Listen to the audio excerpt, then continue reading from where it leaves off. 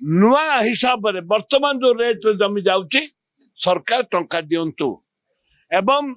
लोकों को थैथान करंतु फैक्ट्री बसु प्रश्न थिला ओडिशा विकसित ओडिशा करबा पई ए सरकार आग्रह प्रकाश करचंदी बोली कहउचंदी गला 24 वर्ष बिजु जनता दल थिला एवं बीजेपी दल 9 वर्ष मिसिकिर थिले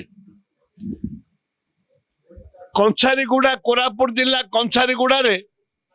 हिंडोल्को कंपनी एवं विभिन्न कंपनी आदिवासी दलित मानकर जमीन ग्रहण कले 2004-5 रे 6 टंका देले से दिन ठारू कौन सी फैक्ट्री है नहीं एवं जो दीर्घ 18-20 वर्ष हो गला दीर्घ 20 वर्ष होला से आदिवासी जमीन रे चाष हो पाबनी कारण सरकार कला हम अधिकरण करिछु कंपनी जगिछि सेते बेले जो रेट थिला साग माछ दर रे आदिवासी मानकर जमी कंपनी नेला हिंडोल्को कंपनी नेला बिरला कंपनी हिंडोल्को कंपनी नेला दुर्भाग्य 20 वर्ष आदिवासी लोक चाष करना कि फैक्ट्री ना कि चाकरी ना भोक उपास मरुंट बारंबार विजु जनता दल सरकार लोक मिछ सता कह भूतेला आज भी बीजेपी सरकार लोक भूतेवा बसी आम दाबी है जे तुरंत नुआ हिसाब रे वर्तमान जो रेट जमी जाउची सरकार टंका दियंतु एवं लोकों को थैथान करंतु फैक्ट्री बसु जदि बसेबार नहीं तुरंत 20 वर्षर जो पाउना जो खजना जो चाषबास करी लोक बंचाते ताकू क्षतिपूर्ण दियंतु सरकार संपूर्ण इमिडिएटली निष्पत्ति नियंतु 20 वर्ष लोक हैरान करचंती देखंतु कांग्रेस मुखियाहीन एटा सत्य मुखियान कई सभापति नांती कर्मकर्ता नांती कई नाही कांग्रेस दल रे बोधे एटा प्रथम थर करी परि अवस्था घटिछि आमे तुरंत आमे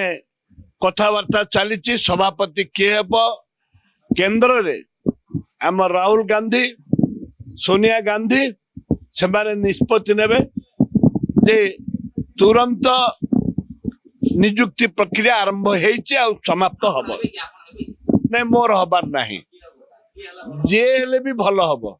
कांग्रेस जे भी आसंता 29 सरकार कर तो भावुची नवागत हेबे बोली भावुची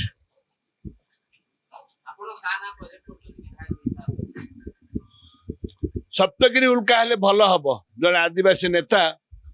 जड़े आदिवासी नेता राहुल गांधी अति प्रिय सी हेले ओडिशा कांग्रेस निश्चित भाव में फेर हाँ मुझे रामचंद्र काडम अधीन काम करूनी कि अंडर काम करूनी कि अंडर काम करूनी कि से जो निष्पत्ति नौन मानुची ना नहीं सप्तगिरी हेले भल हम मुझे चिट्ठी भी लिखुची चिट्ठी लेखा है कंप्यूटर से रखी कौन लिखी कह सप्तगिरी उल्का 2 थर विधायक ओडिशा सांसद ओडिशा जने मत सांसद अच्छा कले समय देकी से ओडिशा सारा बुलवे कार्य अर्थर अभाव नहीं कौन सी परिस्थिति आंगे आम एमएलए मन भी अच्छु आदिवासी लोक हेले भल हम दक्षिण ओडिशा पश्चिम ओडिशा पूर्व ओडिशा सब भोट आसो